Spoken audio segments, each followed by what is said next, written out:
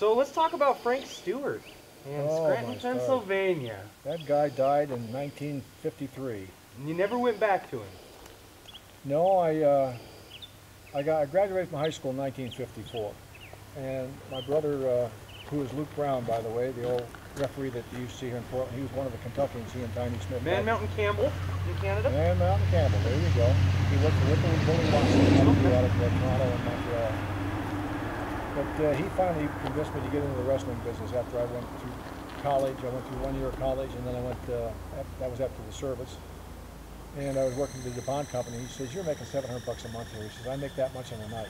I couldn't believe it. And he brought me into the business, and from that point forward, they brought me in Orlando, Florida. And I went in with an opposition from Macon, Georgia. The promoter's name was Fred Ward. And I worked with an old guy by the name of Al Spider Delendo. He was 173 years old then. And he had big wool tights on, baggy tights. He looked like a gorilla, and bald-headed, a pot belly. I said, "Oh, this is going to be a piece of cake." And the bell rang, and I stuck out a leg, hoping he would leg die me. He didn't. So I went in for his legs, and Spider disappeared. And now I know why they call him Spider. I've never licked my own sweat off my forehead before. He just, he used me for a lawnmower for about 8 minutes, graciously consented to beat me. I couldn't even get up out of the ring. I was so tired. I quit that night. And then how long did it take you to come back? Well, that was Tuesday. I got my check on a Thursday morning. It was for $723 to the penny. What year was this? 1960. Oh my goodness. So you were in it. I thought, that's a month's wages. So, the rest is history. So I know you grew up in Maryland. And I Grew know up you in Delaware. I was born in Scranton, Pennsylvania. And when the mines closed down during the war, my dad moved down to Newark, Delaware. And I lived in Newark, Delaware from the time I was 7 years old till I was 15 and moved over to Elkton, Maryland. Well, not Elkton, Maryland. I went to high school in Elkton. I lived in a place called Fair Hill, Maryland. And then you went up to West Virginia to go to Marshall? Went to Marshall University football scholarship. Yeah. Graduate? Did you graduate? Oh, no. I was a flanker, and when you get your legs blown out from under you, in those days you couldn't keep your scholarship. I got both legs, I got blindsided on a down and out pattern. The guy hit me right here. He weighed about 260 pounds, and he hit me, and one of my foot got locked in the turf, and both legs went. And did you go into the minor league after that, or was that before that? During that? Oh, time? Baseball. That was when I was a kid. That was when I was 18 years old. That's where I went in the service. Oh, okay. And how long were you in the service for? 3 years, 7 months, 22 days, and 11 hours. Where were you stationed? Never forget that. I was at Sampson Air Force Base in Geneva, New York, for my basic training, and we were playing intramural football after I got through basic training, and they made me permanent party personnel. We were playing intramural football in the service. I don't know if you know anything about the service intramural football. Touch, and it's worse than tackle without pads. Anyway, I kept running over this guy, this other squadron's quarterback. I kept running over him 5 or 6 times during the game. The staff sergeant came to me after the game. I was a loading in third class. He says, "Airman Stewart, you report to the base commander's office at 800 hours in the morning." What the hell's going on? There's 33,000 people on this base. I've got to go to the base commander's office. Walked in. They said, "See the adjutant, Captain such and such." I went in, saluted him. He says, "You're going to see the assistant base commander, Colonel such and such." I walked in, saluted, and looked at the guy real strange. Who do you think he was? He was the guy that was quarterbacking that squadron team. He said, "Airman, where'd you learn to hit like that?" I said, "Well, I made All-State in Delaware and Maryland while I was shaking." He said, "Well, from now on, you're on the base teams." So for the rest of my service time, I played football, basketball, baseball. And then you got out and went into wrestling? Well, I messed around a little bit, played a little semi-pro ball, and then I went to wrestling. Semi-pro wasn't for you, or? No, I just, I loved baseball, but not as much as I did football and basketball. So then Luke got you in, I understand. You debuted in '62 in Georgia as Lonnie Brown? Lonnie Brown. Let's talk about old Lonnie Brown for a minute. Well, Lonnie Brown, he's a clown. That's a long time ago. It was my brother's idea because they were working in North Carolina, he and Tiny Smith, and they wanted to use the gimmick for me, to give me a gimmick to go in and get a foot in the door, because Fred Ward liked guys that were pretty well seasoned, because he needed them, because he was the opposition to Atlanta. He says, "You're going to go in as my kid brother." And they billed me as a kid brother of the Kentuckians. and when Luke didn't show up, I had to go into the office that day. Forget who was it. Choo Choo Lynn was there, Al Lovelock, and Fred Ward. What do you mean your brother's not coming? Choo Choo Lynn got up off the chair. He's this guy's size. And I'm a kid then. I only weighed about 200 pounds. I was backing into trying to get into the plasterboard, you know. Well, don't kill him. We've got to use him. So they used me, and for some reason or other, the territory came up. And I was greener than the rope. How long did it take you to really learn the craft? 6 months. That's it? Yeah. I know, guys have been wrestling part-time for 4 years, still don't get it. Not my fault. Oh, I know. So you were even maybe a gentleman by the name of Mr. X for a minute, too, I heard. Boy, this guy's done his homework. Chattanooga, Tennessee. Yeah. Yeah, I was under the hood, worked with Mike Produces, Stephen Little Bear, Vince Kovacs, Jackie Fargo, Len Rossi, Mario Milano, and on and on and on and on. How long were you in Tennessee for? I was in there for a full year, and then I worked with, towards the end of it. Nick Goulis didn't like me. Okay. Because he didn't like using guys under the hood. And so they booked me in one of his towns in Bowling Green, Kentucky, along with Gene Dundee, was my tag team partner. And we had a terrible riot that night. It was in a college gym. Oh, they pulled up bleachers and everything else, had a terrible riot. And it cost Nick more to rebuild everything from his insurance than what the house was. I think the house was something like $8,000 or $9,000. That's a lot of money in those days. And that gave me another black eye. So he sent us up, Vince Kovacs and myself, up to Finger, Tennessee. It's 260 miles from Nashville to Finger, Tennessee, to the state line. And it was in a little tiny high school in the middle of a valley. And we get there at 7 o'clock, and there's not a soul anywhere. Not even the ticket office is open.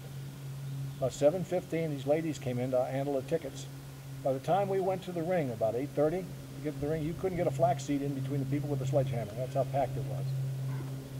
Get back there, we think, boy, this is going to be at least a $200 payoff, knowing Nick Goulis, you know. Get back there, and Vince and I are both going to get our payoff the next morning, and Goulis sitting there smoking his cigar in the big suit with his diamond ring. Lester Welch is sitting over there, and his brother.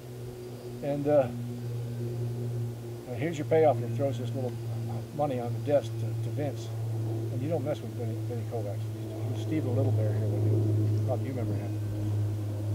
And he's a Canadian from Hamilton, Ontario. And he said, there's only $25 here. So that's all you're worth. About that time, all I heard was, whoo! And Vince reached across the table, across his desk, pulled him up by the lapels, and was right on, he was salivating in his mouth. I was talking, he says, I want my money, and I want it now. I'm going to take you over there and throw you through that window. We're 3 stories up, right up the old Grand Ole Opry. So I'm going to throw you right through that window. Okay. So he handed him a lot of money. I don't know how much was there. I said, well, if I get my payoff too, Mr. Goulis. I said, I'm a little bit tougher than he is. He just looked at me. He said, you're new here, aren't you? I said, yeah. I said, I want to get the same payoff you gave. How much is there? He said, well, there's $360. He had to give me $360. And my payoff was supposed to be about $95 to $100. Lester Welch was sitting there, never said a word. Never said one word. That was my stint in Tennessee. And then did you go up to Canada after that? No. I went to, I went into the, where did I go from there? I went into Kansas City, Missouri. Where you were born? No, I wasn't born in Kansas City. Oh, you weren't born in Kansas, Pennsylvania. Oh, that's where Dutch Savage was born, though. No, that's not where Dutch Savage went. No, I went from there to Oklahoma. Okay. And as soon as I got in there, right away, they teamed me up with Daddy Hodge. Okay. I went from heel to babyface in no time flat. Then we did the split, then I turned heel. And Danny and I had about a 2-year run there. And then I went to Kansas City, Missouri to work for Gus Karras, Bob Geigel, and Pat O'Connor.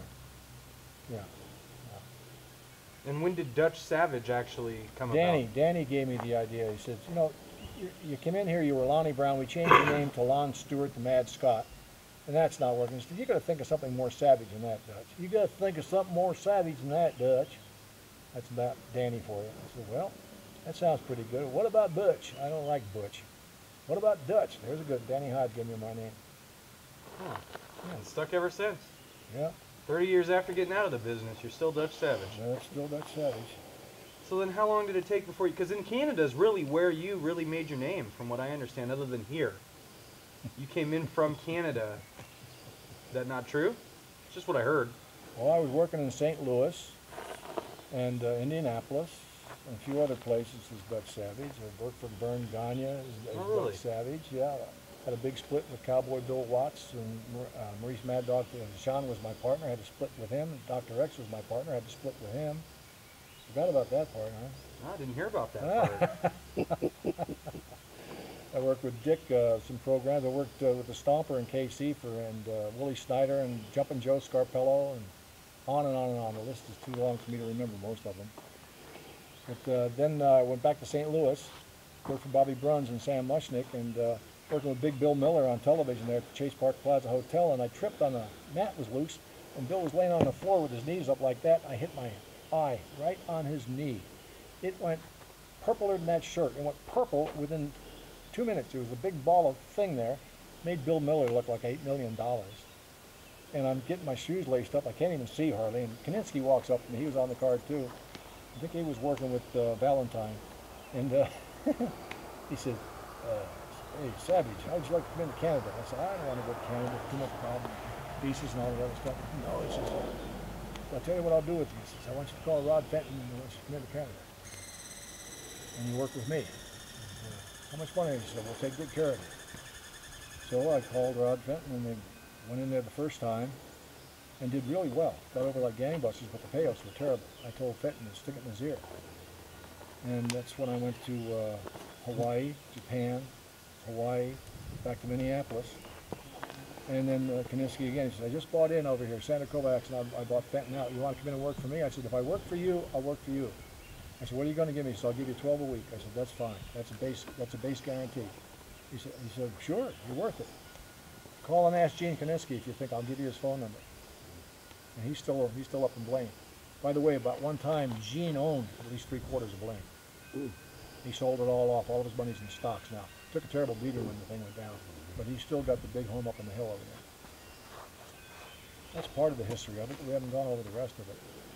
Well, you know the history a little bit better than me. You think? I'm pretty sure. I got an idea. Well, he's asking all the right questions. So, when did you transition? So were you a wrestler in Portland before you actually bought into the business? Yes. Okay. How long? About a year and a half. About a year and a half. Yeah. And what made you decide to get in? Well, I got tired of having the money handed to me. I wanted to hand the money to people. And I really got fooled on that one because my partner did it. How long were you involved? Were you and Don? From 1970 to 1981. First part of 1981 when I sold out. And why'd you decide to get out of the business altogether? I don't want to comment on it. That's fine. That's fine. I will like to set aside some misnomers that some people have spread in magazines. And they say Don fired me. How can you fire an officer in a corporation? If they're on paper as a partner. I'm a partner, 33 and 30%. How can you fire a partner? That'll show you what the boys will do to you. If you gossip and you innuendo, and then people grab it and they run with it. No, I know that. You know what the scripture says about saying something behind somebody's back that you won't say to their face? You're not going to be in the kingdom. But we better tear that page out too, right? No, I know that after you got out, you were, I don't know if you were the first wrestler to actually become very vocal about the problems in the wrestling business. But I know I've seen you on, I know there's a clip of you on AM Northwest out there talking about, the drug use in the business. Oh, Jim Bosley? Yeah, with Jim Bosley. Nice guy. Margie Boulay, I love her. I'm still in love with her. Wasn't for my wife, I'd marry her. Were you nervous being so vocal about the darker underbelly of the business? Why? Why would I be nervous? You can probably take anybody. Well, that's not the point. Strength is neither here nor there. Toughness is neither here nor there. Honesty is everything. Yeah. And I got tired of lying to people. And when Christ saved my life, when I turned my heart over to Jesus Christ, I told the Lord then, I'm not going to lie, I'm never going to use your name in vain again, I'm not going to do anything that's detrimental to your kingdom, because I want to be in it. And the truth will cut really deep. It exposes a lot of fallacies that's on this planet. Everybody's pointing their finger at Bush, they're pointing their finger at the Republicans, they're pointing their finger at the Democrats, they're pointing their finger at this, they're pointing their finger at Korea, all this other stuff. Guess where the heat comes from? Who writes the laws for this nation? Well, the people do. No, they don't. Politicians do. but before that it No, was they God. don't. The politicians nor the people write the laws for this country. The attorneys do. Yeah. There is your problem in this country. In this country, you go to a courtroom, even here in Clark County, you go to the Clark County Courthouse, when you walk into that door to the courtroom, they take the Constitution and nail it to the outside of the courtroom door. Here's the reason they do it. Make a liar out of me. The flag behind the judge's bench, you've ever noticed that old glory flag behind the judge's bench? It's got a gold sash around it, right? Mm-hmm. That's a maritime law flag. That means that court's under maritime law. It's arbitrary as the judges and the attorneys figure it out. That's why you can only sit down and answer yes or no to a question, and if you don't answer yes or no to a question, the judge will say, I'm going to hold you in contempt, and he's an attorney too. I rest my case. Don't get me started on that. So I'm just going to throw out a few names, and you tell me what you know about these folks, or if you have fond memories of most of these folks. I got to start with somebody I think you were very, very fond of, and that was probably Apache Bull Ramos. Oh yeah, Apache Bull Ramos, for my money and my know-how and who I've worked with over my years, was the finest all-around pure heel in the business, bar none. And I've worked with them all, from Buddy Rogers on up. What about Tough Tony Bourne? Bourne was just, he was okay. Moondog Lonnie Main. Moondog Lottie Main was one of the best baby faces that ever hit this area of the country. And he did quite well in other places. But they didn't let him do his shtick. They didn't let him do what he wanted to do in the ring. They tried to rule, you can't do it. Lonnie was spontaneous. And he could hold a crowd like this. One thing I really noticed watching some of these old tapes I have, and the one thing that just blows my mind is Lonnie Main actually ate glass. Yes, he actually did.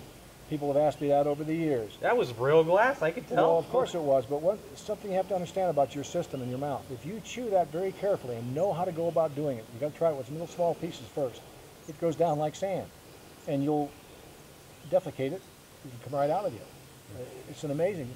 Lonnie never had any stomach problem or throat problem because he knew how to do it. But I wouldn't suggest doing this at home unless you know what you're doing.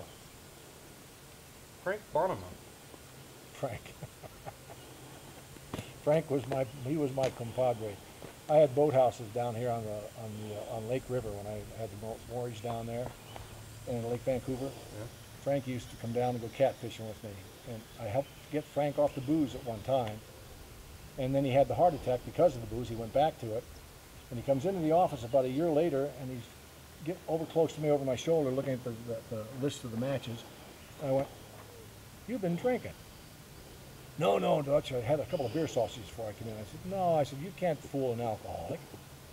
I said, listen, you've been drinking. What have you been drinking? Oh, he said, all right, vodka. I said, Frank, what did the doctor tell you? Your heart's going to blow up on you. Said, your blood's thin now as it is. You got that crap in you, and it's going to kill you. A year later, he's gone. I really miss old Frank. He was quite a human being. Sandy Barr told me, pound for pound, Frank Bonham was the best commentator that ever lived. He was perfect for this area and the things that we're doing. You went back to New York, you wouldn't make it because they like all this excitement crap and people yelling at you. Frank was laid back. He didn't put his seat ahead of the wrestlers. They like to be a big star, star interviewer there. He just laid back and let them do their thing. And then at the end of it, he'd say, well, there you have it.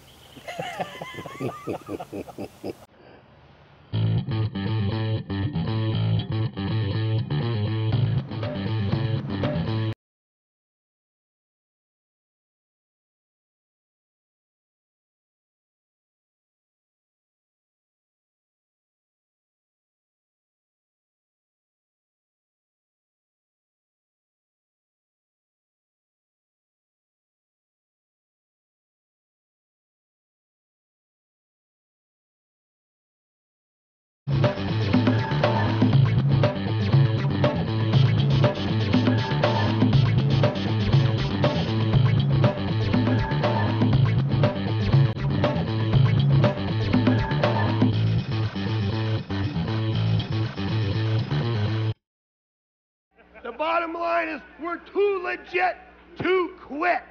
Yeah. Now, Andre the Giant. Andre Rosmanoff, yes. You worked with him. Yeah, many times. And you also were telling us some stories Stories about it. I won't repeat these on the air. Andre was probably the most gentle, nicest, giving human beings I've met in the business. And you're a big guy. You are a big guy. Oh, he could eat soup off my head. What was it like to stand next to him? Was it like you were a little kid? I looking felt at like an I was a adult? boy. I felt like a little boy playing with your dad. You know? Oh. He back body dropped me one time in San Francisco. I swear I had icicles on me when I came down. He couldn't believe the back because I did a 1.5. Landed on my belly. Where did you learn to do that? He made a beeline from the dressing room after the battle royal was over. Came right over to me. Where did you learn to do that? I thought he was going to kill me. He's huge. You know? What about Jesse Ventura? Jesse, you want me to tell you the truth? Yeah. Okay. Well, you don't bury anybody. You know? Jesse was fine when he first came in here, and most of his first matches were with me and with the Bull. And once he got a foothold, he came into the office and said, "What am I going to do with all my money? I've already made $12,000, and I've only been in here now 2.5 months." And worrying about what he's going to do about his money with $12,000, that's back in the 70s. That's a lot of money for 2.5 months. And I said, "Well, just get yourself a bookkeeper or somebody." We didn't know what to tell him. He didn't know how to talk on television. We taught him how to do that. When he got elected governor, I called his office and I talked to Dee, his secretary. He wouldn't even give me the time of day. He's never had anything good to say about me after that. But I have nothing against Jesse Ventura. He did real well here. He did just what we wanted him to do, and he turned out to be a really good hand. What about Jimmy Snuka, your tag partner for a James long Ryer, time? Jimmy Snooker.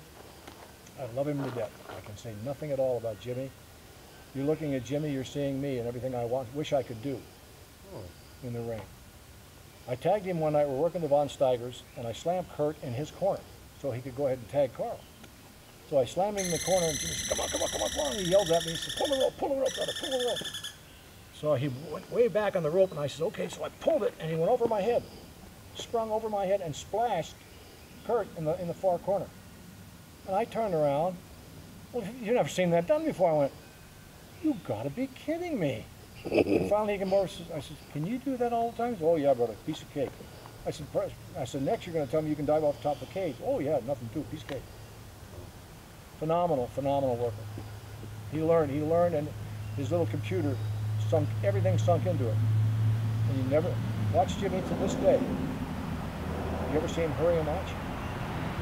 He doesn't have to. See, he put his eye in the ring of the match. The people don't control what they do. They control the people. That's what Jimmy learned. What about Stan Stasiak? Dan Stosh, one of my better friends in the world.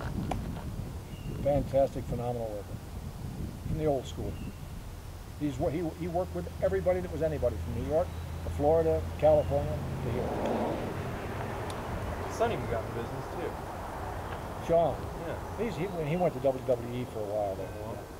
I don't know him. What about the Kangaroos? Jonathan Boyd and Norman Charles? Yeah. Now I want to ask you a question. You ready? Yeah. Which one of the two is the better worker? Well, I never got to see Norman Charles wrestle once. I've only seen Johnny Boyd wrestle. And what did you see Johnny Boyd do besides punch, kick, gouge, and rip? And he's 5'9". Why do you think he looks so good? Because he understood psychology. Wrong. Wrong. You did get that? The guys he worked with made him look like $1 million. He was just a little tiny guy. All he knew was a kick, punch, hit down, and hit you with the kangaroo thing. What do they call that thing? What you throw? Boomerang. Yeah, that was it. Norman Charles was the worker on that team. Now here's a guy that my parents, both my mother, my father, my uncles, have always talked about. I've never had a chance to see any footage of this gentleman. Beauregard. Well, Larry was a good little worker. He was a good little hand. He'll do anything in his power to get the match over. He'd lose the fall. He'd do anything he could. Bo has something that most people don't have. He had natural heat, just natural heat. Didn't have to do a lot in the ring. What he did counted. And where did he even come from? I've always been curious about him. He's from Florida. He has a sheetrock company down in Florida now. He has a website, by the way. I've recently found his website, and they have a DVD on there. Yeah. I'm going to check out sometime. What about Roddy Piper? Rowdy came in here full of pea and vinegar. He was used to working with the way the Mexicans work down in L.A., you know, and we had to slow him down. get him into at least second gear. And the rest is history. I'll tell you that. Playboy Buddy Rose. Playboy Buddy Rose, a great heel. Great heel. His timing was perfect, and he knew how to sell something that somebody did to him. He was a good worker. Ed Wiskowski. Ed, well, I saw him work as Colonel De Beers in New York. I didn't like it. But here he did real well. Yeah, he did very well as Colonel De Beers out here. He did real well here. Probably the most entertaining part of Championship Wrestling doesn't know USA it, back at the Begley Center, I thought. Ed doesn't know it, but Ed, I was one of the guys that told my partner, I said, we should make Ed at least a tag team champions. And he did during '78, I think. Bagley Center. I don't want to talk about Bagley Center. Okay. Nice place to visit, but I wouldn't want to live there.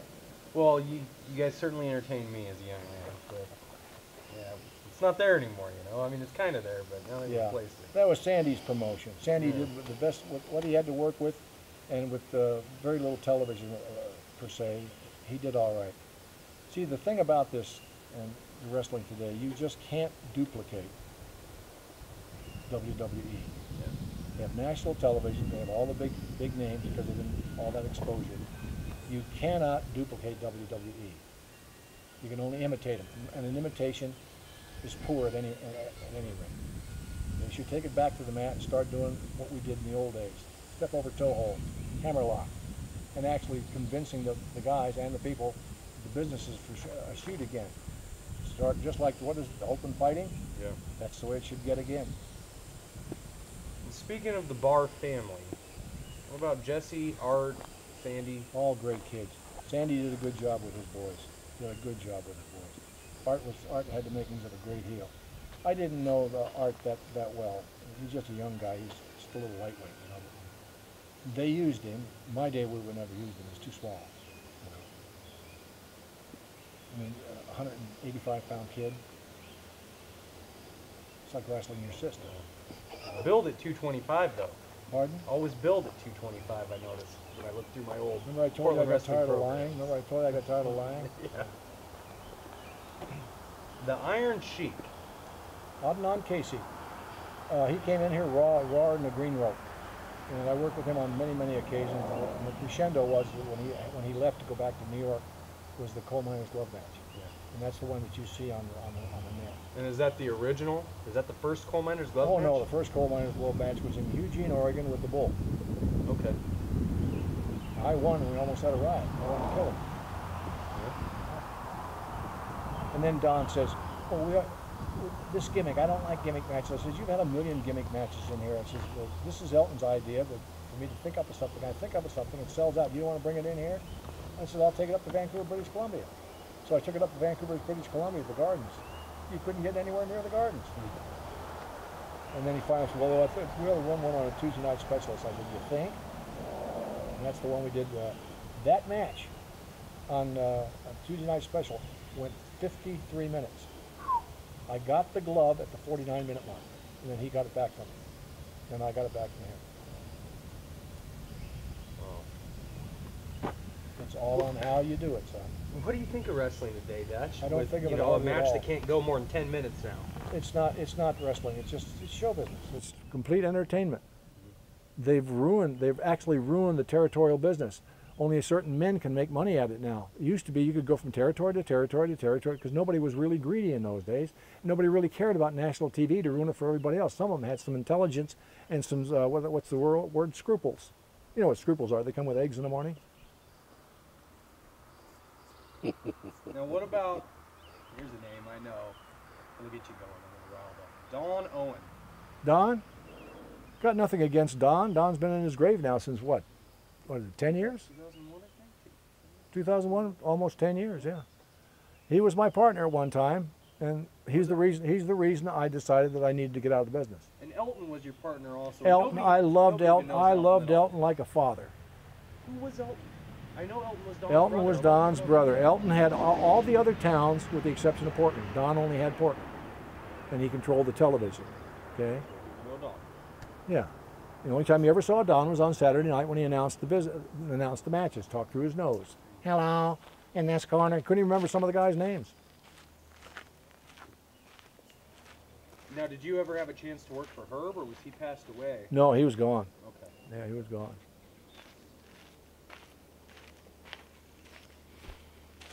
And then Elton retired, and you were still part of the company. Is that correct? No, Elton stayed on. Elton stayed on. Yeah, I had 33 1/3% everything, and Elton stayed on, and I ran his towns for quite a while for him. The business was good, going really good. Poor old Elton, he got into the sauce, and he started taking over again. He didn't really have his finger on what we were doing, and it went downhill.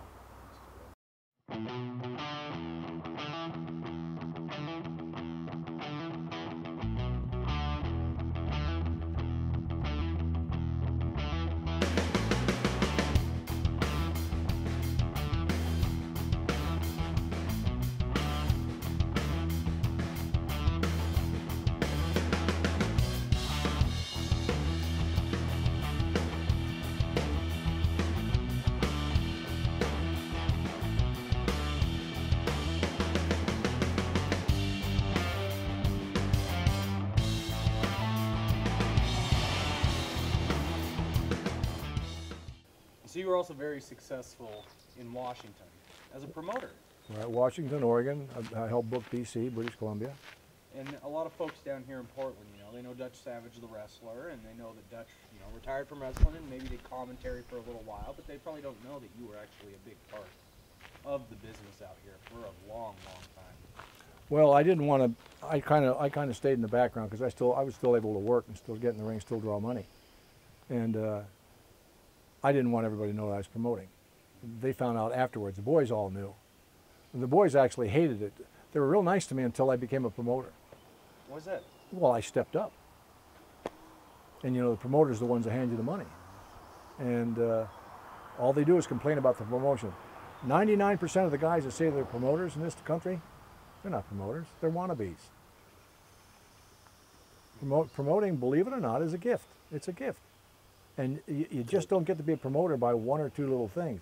You have to know what you're doing and who you're dealing with. And I'm not talking about the boys or the arena. I'm talking about the politicians that run the states. You've got to know what you're doing. What would be a couple of the most important lessons you learned as a promoter that you could pass on to a promoter from a future generation? Never get in a hurry. Map out at least 6 months in advance, if you can do it, if your mind will grasp that, what you're going to do as an agenda. Stick to it. Do it week after week, whether the boys like it or not. Stick to that agenda. You can tweak the finishes and stuff in the matches occasionally, but stick to your agenda. And you'll watch your business go like this. You don't want your business to go like this. And what about as a wrestler? What's any advice you could give to some younger guys who don't even realize or who are just coming to discover thanks to things like the internet, your generation of wrestling and what the territorial system really was? Let's say 1 out of about 20 million are going to make it into the WWE because they're loaded right now. They don't need you. Stop trying to emulate the WWE. Learn how to get heat with a broom. If you can work with a broom and make it look good, you've done something. Just because you take 15 or 20 different falls in 6 minutes doesn't mean you're a wrestler. That's what the WWE does. Learn the basics psychology of what would you think if I took a guy down and you just paid $10 to watch the match and you're sitting at ringside and every time you turn around I'm grabbing his tights, pulling his hair or jerking him down right smack down in front of you. What would you do? I'd boo you. That's right. You started booing me, guess what the other people started doing? They'd boo you too. So you work to that side of the ring, then you pick the guy up, take him over to the other side of the ring, work to that side of the ring. Then somebody over here, you hear them yelling and you go to work to them until you get the entire entourage out there yelling and hollering at you, then you let the guy make a comeback. I've always wondered how long did it take in the old days to educate the fans in each particular area to the way they're supposed to conduct themselves. Because it seems like nowadays, the fans tell the wrestlers what to do. That's right. That's not the way it was. That's right. For a long time. That's right. How long did it take you? Like, for example, up here, I know that you Well, couldn't throw a guy over the top rope, you get suspended. Down in Tennessee, you pile drive a guy, you get suspended. How long did it take to educate your fans? Well, you went in and you worked with some of the old guys when you first broke into the business. They taught you real fast what you should do and what you shouldn't do. And the promoters, they were looking for somebody when they got you. And you either did what they told you or you didn't do it at all. And nowadays, anybody can call himself a professional wrestler that's on either Dianabol or in some anabolic steroid because they got a big body, and everybody says, ooh, he's a wrestler. Yeah. My day, we didn't have all these muscle heads. The biggest muscle head I think we had in the business that time was Dick the Bruiser. And Dick didn't lift that many weights. But most of us were athletes, darn good athletes to boot. And you have to learn not to convince your opponent, to convince the people out there what you're doing. Convince them it's real. That's the one thing I've noticed is, you know, I mean, we don't have to put this in the documentary or anything. I'm just asking this because when I walk in my locker room, I ain't scared of nobody. There's one guy in there I'm scared of, and that's C.W. Bergstrom. Because he's bigger than me, and I know that he actually got trained to be a professional wrestler, which means he got the crap kicked out of him. And he learned how to kick the crap out of somebody. I was one of the kickies. Yeah, and it seems like somehow things changed where 30 years ago, if I walked up to you and I said, oh, you're a phony, Dutch.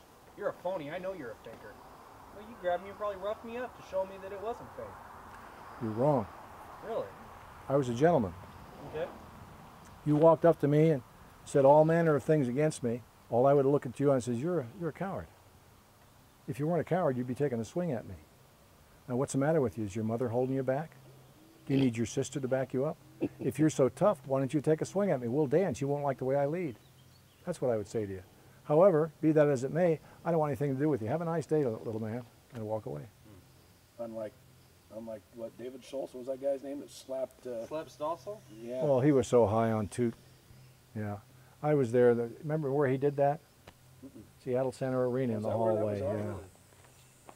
Yeah, he did it again in New York when he first went in there and got away with it. Got away with it in Seattle. Didn't get away with it in New York.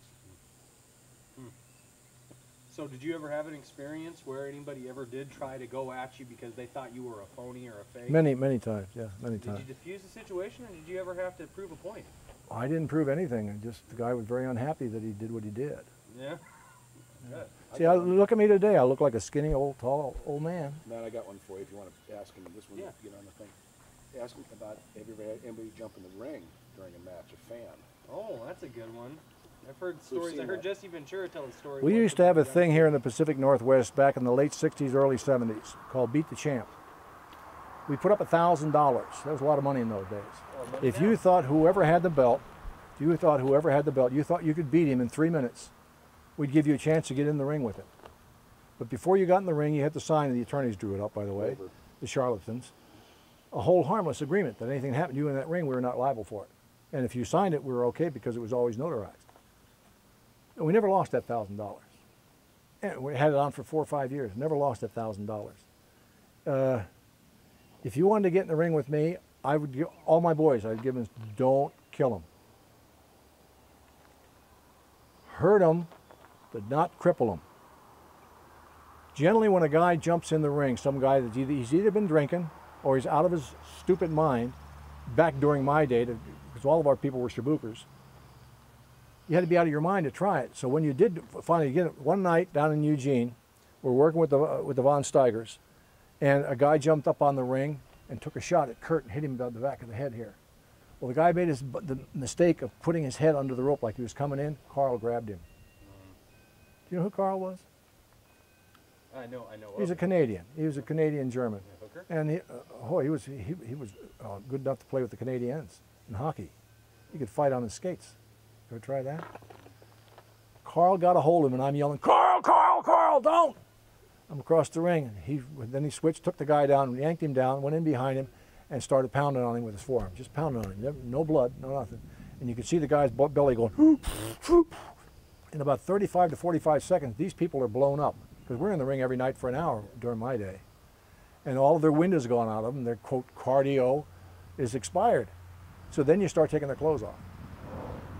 So we had the guy butt naked, standing in the middle of the ring, trying to get out of the ring. We wouldn't let him out of the ring. Baby faces and heels. He's trying to hide everything, and he's cowering down, please, please, and he put his hand, oh, please, oh, please. Never saw the guy again. Had a guy that came in from Colorado. He was the assistant wrestling coach for the University of Colorado. came in with the manager in the office of Don and I want to be a wrestler. I'll take on any wrestler you got here and I can beat anyone.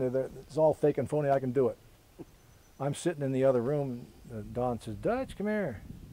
This guy wants to become a wrestler. I said, I heard him. I looked at him, I said, you want me to work with him, Don, or what? No. He says, call Buzzsaw. So Buzz Sawyer was in the territory at that time. You know anything about Buzz? My dad's told me about Buzz Sawyer. Yeah. I've got one very rare match with him. Buzz, he was all-state high school and little All-American at his high school in Florida in wrestling. Went to Florida State. He was an All-American wrestler at Florida State. He learned under a fellow by the name of Paul Gotch just before Paul retired completely from the business. He had a bit of a school going. He was teaching people how to hook. Wasn't one of this professional wrestling school. He was taught how to hook. I showed you a little tiny hook on your wrist there. Gets your attention, doesn't it? And that's just a little tiny move. You wouldn't even know I was going to do that. But that'll make the wax. If I horsed on it, the wax would shoot out your ears. Anyway, Buzz learned all that. Well, the coach gets out in the ring with his manager, and they're standing there, and here comes Buzzsaw. My brother is refereeing this match. We're there. There's nobody there. This is in the afternoon. Buzz came in. The guy reaches across and goes whack. He slapped Buzz across the face. Now, Buzz had arms that went down to his ankles. That's what he looked like. He looked like a baby gorilla. He even walked like a gorilla. Stronger. Oh boy, he's only about 5'10", weighed about 250, I'd say. And he was buff. And I could see him shaking. My brother looked at the coach and went, and he looked at Buzz, and Buzz was going like this, and my brother turned around to Sandy, was keeping time. He went, ring the bell. He covered his eyes, ring the bell. Oh, Buzz attacked that poor man. He must have pinned him 3 times in 2 minutes. I mean, pinned him bad. Then the guy tried to get up, and the guy's screaming because he's guillotined him and everything. You ever know what a guillotine is? Oh, that'll make your stomach muscles pop out. And the guy is screaming. He finally get up, and Buzz hooked him by the eye and stuck his finger right in the eye and just held it there. He says, I want to tell you something, champ. He says, I'm going to give you about the count to 10 to get out of this building. If I see you in the building again, I'm going to hurt you really bad. And after he just went through, he's going to hurt me real bad. And I outweighed this guy, and I'm taller and bigger and stronger, and I'm an amateur, and blah, blah, blah. That guy hit that ring apron out the back door of the arena. He was gone.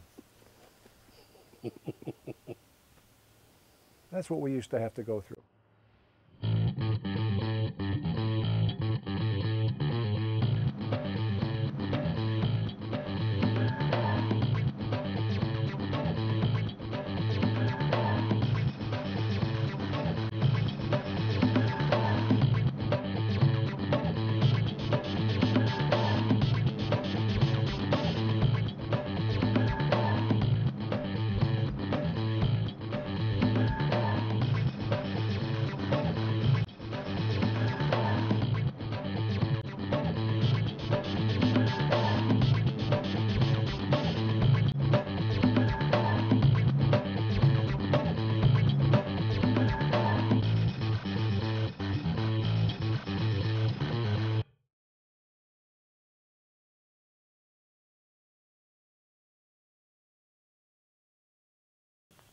What is the best rib you ever saw? You're a dirty What's fellow. The best You're one? a dirty fellow.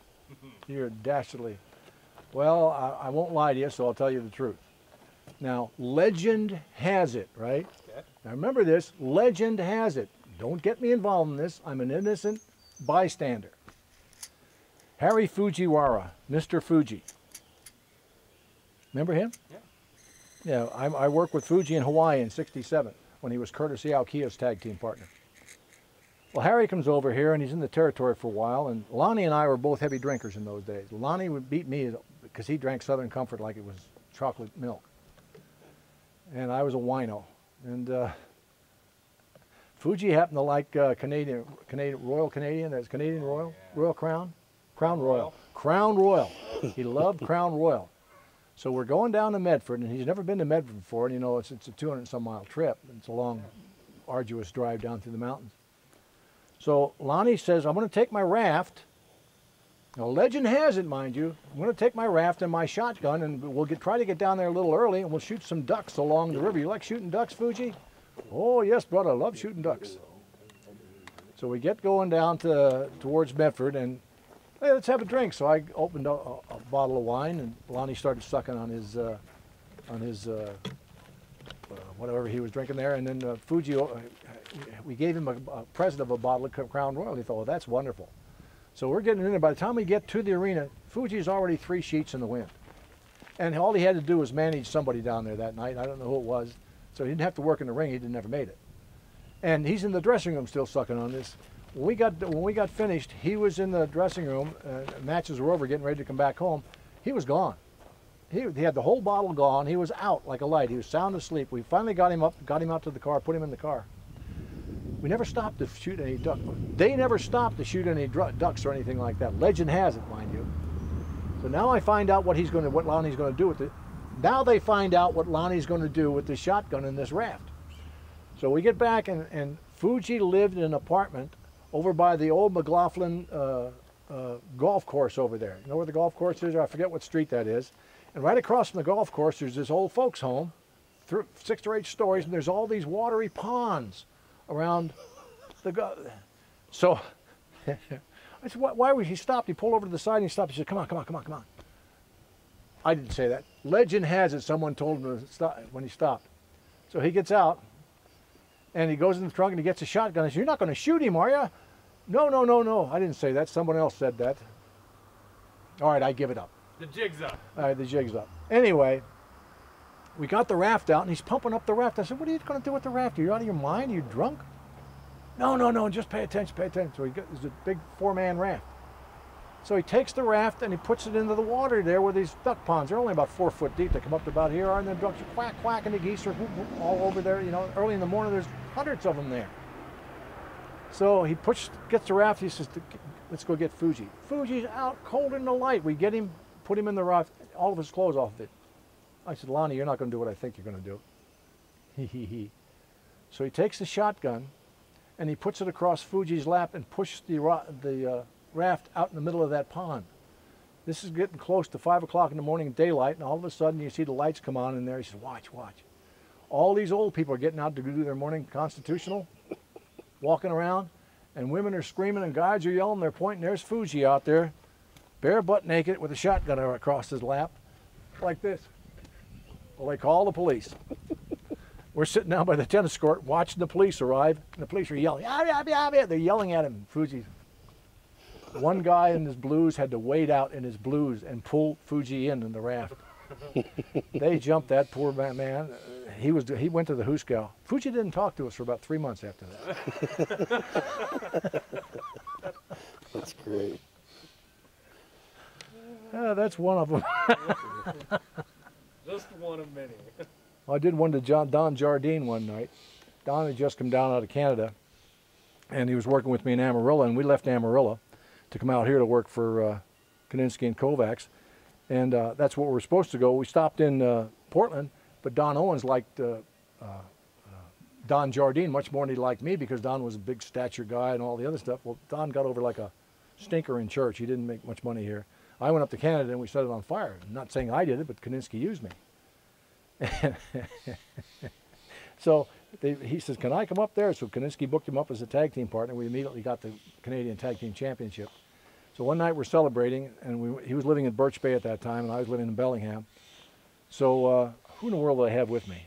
I don't know whether it was John Tolis or Chris. One of the Tolis guys was with me. We're going to take Don. It was snowing that night. It had about that much snow on the ground by Birch Bay, and it rained. And he had a little crook of ice on top of the snow where when you hit it, crunch, crunch, crunch. So he said, we're going to go do some snipe hunting. He was drinking pretty heavy that night too. And snipe hunting, I've never been snipe hunting before. So I always carried a gun in my car, a shotgun or a pistol or whatever. So this particular night I had a shotgun, I think it was. I said, I'm going to go up here to the end of the ditch. You stay here. I'll be right up there. We'll try to round up some snipes. So we went down to the other end of the road and made a whole bunch of noise. And I come running up. I said, Don, get down, get down. Here, grab this bag. These are just little ones. You'll catch one when they come by. They're really good eating. This is Jardine. This is an intelligent human being, right? We're in this ditch. So he's there with the bag like that, and he's standing there like that. And he said, I think I can hear him coming. I said, you wait, I'll be right back. So I went up, we got in our car, and we went back. We went to Bellingham, told us an idea. And Don had no transportation. for the bag. We asked him, did you catch any snipes? He wouldn't talk to me for quite a while either. But that Maine thing, that was one of the funniest ones. Yeah, I actually just heard from Lonnie Maine's son, Lonnie Maine Jr. in Salt Lake. You know, he was just a baby. Yeah. He was just a baby when she had him. I never really got to know him. I think he's 3 or 4 years old. When his dad passed? I never. No, I think he was older than that when his dad was decapitated. You know, Oh, really? from the waist up in an automobile accident in L.A. on the freeway. Oh, my God, I didn't know it was that bad. Yeah, it was bad. He went across the median and hit a tractor trailer coming head on. He been drinking or something? I don't know a day when he didn't. Bless his heart, he just couldn't put it up. He seemed I like quit- a really I quit nice drinking guy, at night. and all the videos I got, he just seems like one of those He was. guys. Lonnie was top. Lonnie was top. I know that you, Tony Bourne, Lonnie Maine, are the biggest names that ever existed in professional wrestling, no matter what my generation says about Buddy Rose and Roddy Piper. Well, that's very nice. It's And not. that's It's just nice what to I've be learned remembered. from emails and things. And is there anything you want to say to those people that grew up watching you and still, you know, my father who's 52 years old thinks about you, I know, regularly, and sees you on the TV. Is there anything you want to say to all those people? Well, I appreciate from them for being such fan all these years and for remembering me. It's nice to be remembered. But I want you to remember this one. Eye hath not seen, nor ear heard, nor has it come into the mind of man, the wonders that the Lord God has for them that reverence his name and love him. We can't fathom what the kingdom's going to be like. And if you're looking to get to the kingdom, folks, I'd suggest you drop the world, the lying, the cheating, and all the other stuff and try living like real human beings. Because those people that do such things won't be there. Do you think people in professional wrestling will ever be able to do that? Some of them will. I am not their judge. God is the man that makes up the judgment in the last days. Oh, here's one for you. You like this one? Next time you go to a funeral, it'll show you how messed up Protestant religion is in this country. When you go to a funeral and the pastor's there, where does the pastor say that person that's in the ground is? In heaven. They say, he's in heaven. You believe that, right? That's not what the Bible says. And I can prove that to you in about 40, 45 different places. Now, if he had died and gone to heaven, that guy would have an immortal soul just like Jesus Christ, wouldn't he? Sure. Well, do you have an immortal soul? No, you don't. Secondly, the pastor always says, well, Mary's gone to be with Jesus. He's in heaven right now. Here's what you ask the pastor. Pastor, when did God die? And he'll look at you real strange. What do you mean, God's the same yesterday, today, and forever? That's right. He never changes his mind, does he? About a lot of things in the Scriptures. The Scriptures are not meant for private interpretation. That's why you have so many denominations. And you just look at him and he says, well, if God didn't die and God's still around, isn't he the guy that makes the judgment on everyone that comes to him in death? How come you're telling me he's in heaven when God hasn't judged him yet? I rest my case.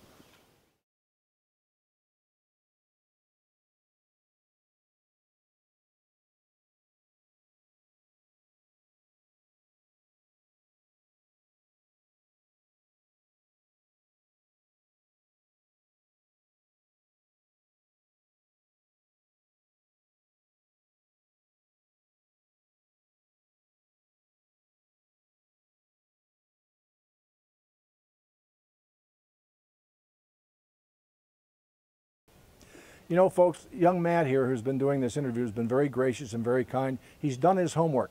This young man has learned more about professional wrestling than I'll ever know because he named dates, days, and places. I can't remember them all. The guy is a living encyclopedia of our era, and I really treasure him. I think he's done a great job. Thanks, Matt.